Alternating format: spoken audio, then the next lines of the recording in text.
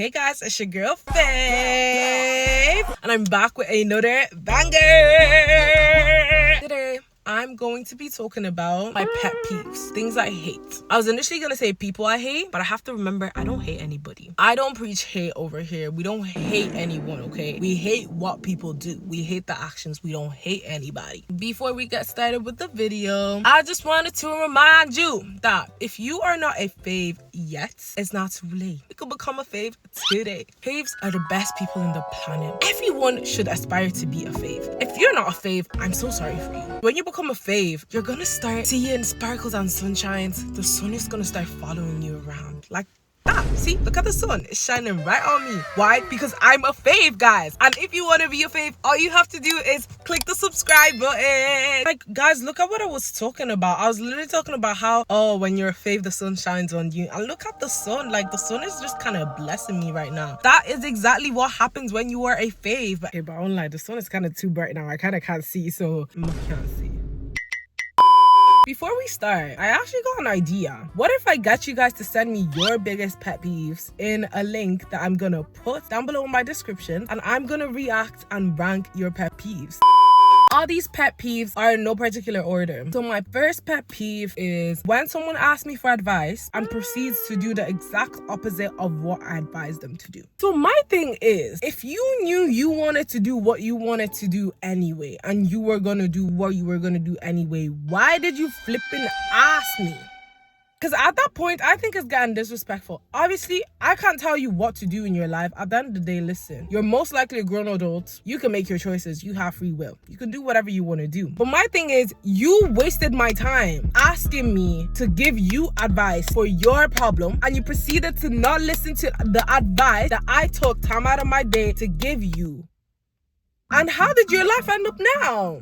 If you had only listened to what I told you, you wouldn't have been in this situation right now. If you're gonna ask me for advice, at least try considering it. If you know that, oh, you just want to hear what I have to say, please don't come to me for advice. If you don't do what I told you to do, and the outcome of what you chose to do instead is bad, okay? Because listen, sometimes you choose to do something else, but the way you chose it also worked. And that's fine. That's fine. But I'm saying, if you chose to do what you wanted to do, but the outcome of what you chose to do ended up being worse, and I know, like we all know, it could have been better if you had only listened to me, I will be angry at you. Only come to me if you know you're going to listen to what I'm telling you, okay? Also, guys, I forgot to add an important bit. The people who, end up doing what they want to do, they're the same ones who will come to you asking for advice for what to do in the situation where you advise them for what to, technically asking for help. They'll come to you begging for help. Oh, please, I didn't listen to what you told me to do, and I did this instead, and now I'm in this situation. Can you help me out of it? But I told you what could have saved you all along. And now you want me to help you out of the sticky situation you put yourself in after I told you how to not get in that situation. But at the end of the day, we're all human beings and we all make mistakes. Just don't drag me in them, okay? Now, the next pet peeve is, it's exam season. It's literally like 5 minutes before our exam. We're looking at our notes, hoping that whatever you read 5 minutes before entering the exam hall is actually going to stick when once you enter that exam hall, it's going to...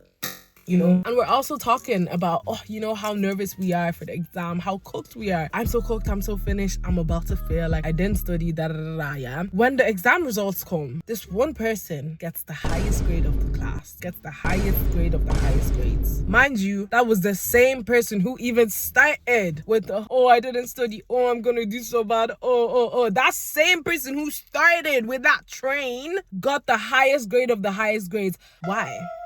Now you're disrespectful. You lied. If you knew you studied, just tell me you studied. It's okay to be honest. I'm not even gonna say it in the thing where, oh, if I fail, you have to fail too. Because no. If I fail because I didn't study. You don't have to fail because I fail. If you studied, don't make me think that we're all in the same boat. Don't flip it, relate. And the annoying thing is when they get the good grade, they start flexing, acting like, oh, I got this good grade, but I didn't study. Nigga, you know you were studying that whole weekend, trying to make me think. Because then it has me thinking, oh, wait. Am I just dumb and they're just smart? Because I'm thinking that, oh, we all study the same amount, but then you come out with these grades. Like, who are you fooling? Just trying to make yourself look smarter. It's so annoying. If you study, just let me know you study. There's nothing wrong with studying, guys. That's what we're in school for. That's what we're meant to be doing. You're meant to be studying, and you did what you had to do, which period, you know, and you got your grade, period. But don't lie to me. Don't mislead me thinking that we're in this together when we're clearly not. Because now I feel betrayed. Now I feel like you stabbed me in the back.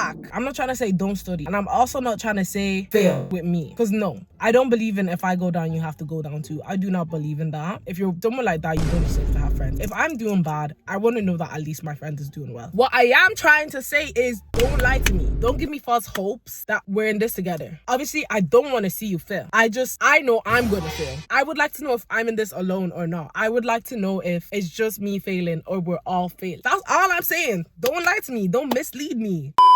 This next pet peeve, bro, this one gets me tight. This is when people offer to do something for you, offer to do something nice to do your favor, yeah, and then don't stick to it. I don't want to sound ungrateful. Before I start talking about this is not me saying I'm ungrateful. I'm so happy whenever someone offers to do me a favor, but it's because of reasons like this that I don't accept favors from people. When people offer to help me or to do me a favor, my fear is because they offered, okay, they're gonna use that against me saying, oh, but I helped you with this, so you should help me with that. And obviously, you know, things like this, it's only fair for it to be reciprocal, because it's not fair if someone's always helping me, and I'm doing nothing back. But at the same time, guys, let's just remember who asked. Who asked? Like, I did not ask you to help me. Thank you so much for helping me, but I did not ask you to help me. So if you are offering to help me, that is completely all on you. I feel like it's fair to expect something back if it was a thing where I asked you for a favor and I asked you to help me with something. But anyway, that's not even the point I'm trying to make, guys. The point I'm trying to make is people, they offer to do stuff for you and then they don't stick to it. And you know what, guys, I do understand, because sometimes people say things that they want to do because they have the intention to do it, but then things just don't work out and it's not possible for it to be done. And guys, it happens. Like, it happens, don't get me wrong. Sometimes you want to do something for someone, so you tell someone, I will do this for you, but then it just doesn't work out that way. Now, the delivery and how you tell that person, I'm so sorry, like, I actually don't think I'll be able to do this anymore, really matters. The communication there really matters, because now it's gonna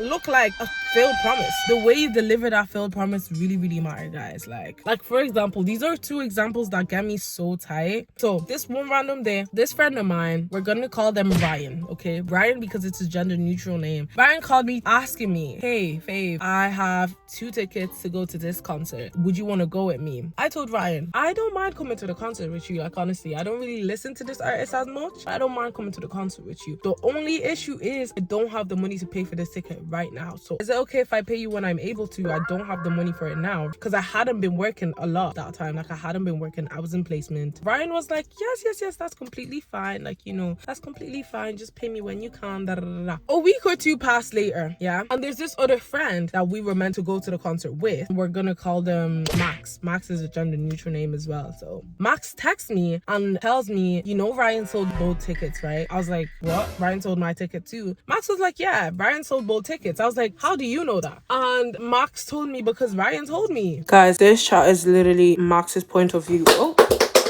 Max's point of view talking to Ryan. Yeah, I forgot to say that in the video. I thought Faith didn't want to go anymore. That is literally what Max told me Ryan said. Ryan was like, I thought Faith didn't want to go anymore. Did I tell you I didn't want to go anymore? Did I say I don't want to go anymore? Like, you literally just made this up from your mind. Like, you just made it up out of nowhere. You told yourself I didn't want to go anymore, and you convinced yourself to sell the ticket. I never asked you to sell the ticket. I never told you I wasn't gonna go anymore. Just because I told you I don't really listen to the artist as much doesn't mean I don't want to go. And even if I didn't want to go anymore, why didn't you text me to confirm that? Why did you just make it up out of nowhere? Like, and I was just kind of like, okay, so we were all meant to go together.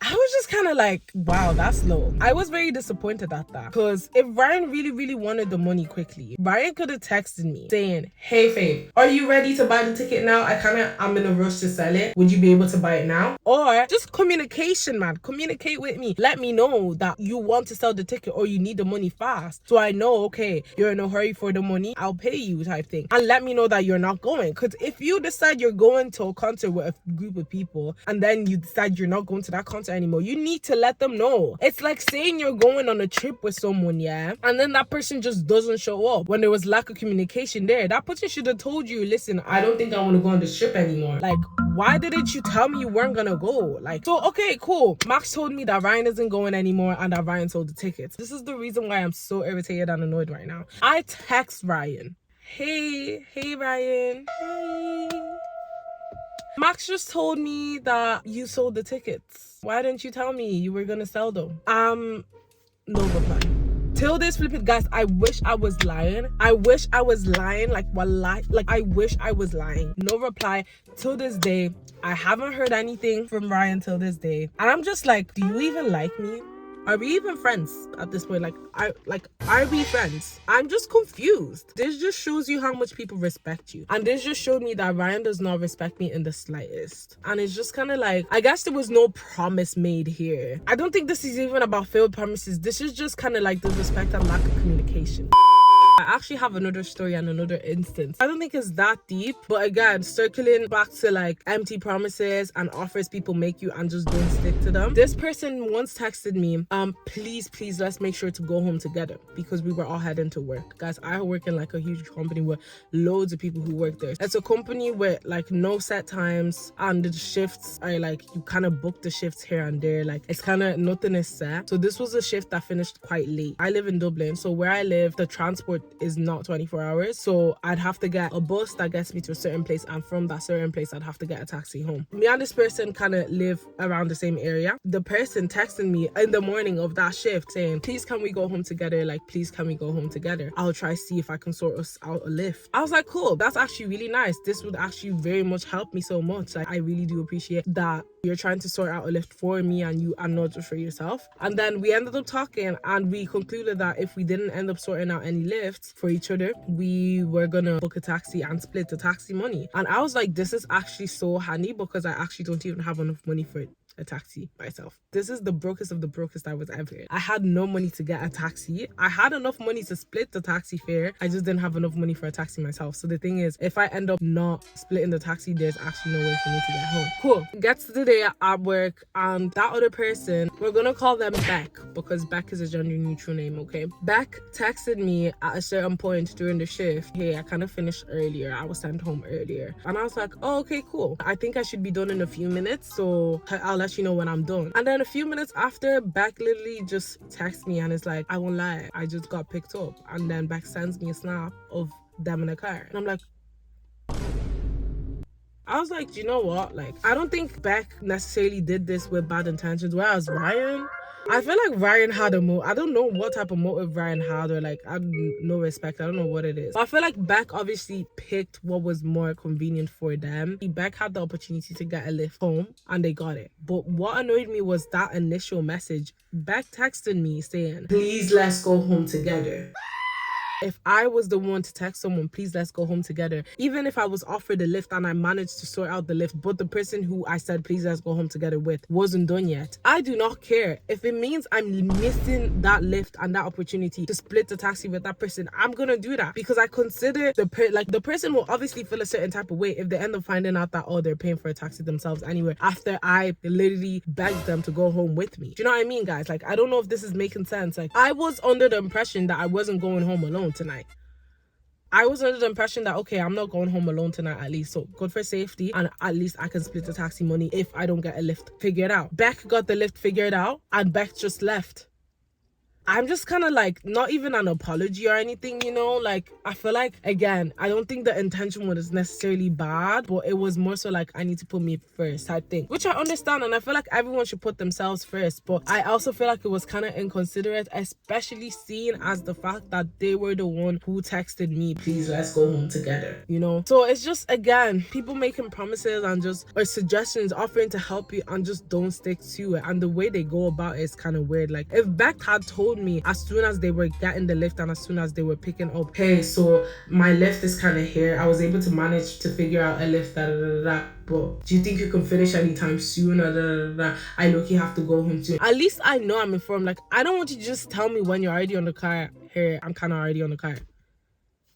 Like, what the flip? You're probably wondering how did I get home. I ended up getting the bus to the place where I'd have to get the taxi. I managed to book the taxi without having to pay beforehand. So technically, I never ended up paying for the taxi. See, well, I didn't pay for the taxi until like 2 days later because I got paid 2 days later. But yeah, I don't know, guys. Like, if you're gonna offer to do something for someone, if you know you're not gonna be able to stick to it, because I do understand sometimes things just kind of don't work out. Communication is so important. You have to speak, and it depends on when you're speaking and how you're speaking. You need to communicate. If you just do things and then communicate later, bro, you're just gonna keep making enemies. Like, that's the best way to make enemies, I'm telling you. But yeah, I'm not necessarily mad at Beck for getting the ride home, but more so like the communication. I feel like the communication could have been better, and the inconsideration. Like, I'm just mad because if it was me, I would have probably waited for Beck regardless, because I promised Beck that I was gonna wait for them. Like, we literally said we were gonna wait for each other, but that was broken, so that promise was broken. I feel like the reason why it's hurting me is because if it was me, I would have waited, and I would have made sure that if I didn't get a ride figured out, we would have split the taxi, because that's what I said, so I would try to stick to it. Do you know what I mean? But I also do understand I gotta put me first. And to be fair, I guess we're not like the closest of friends, so you know, people are just always gonna do what benefits them better. But anyways, guys, I've been yapping for quite a while. I think this video can come to an end. I had way more, but I feel like I talked a bit too much. Y'all might need to come back for a part.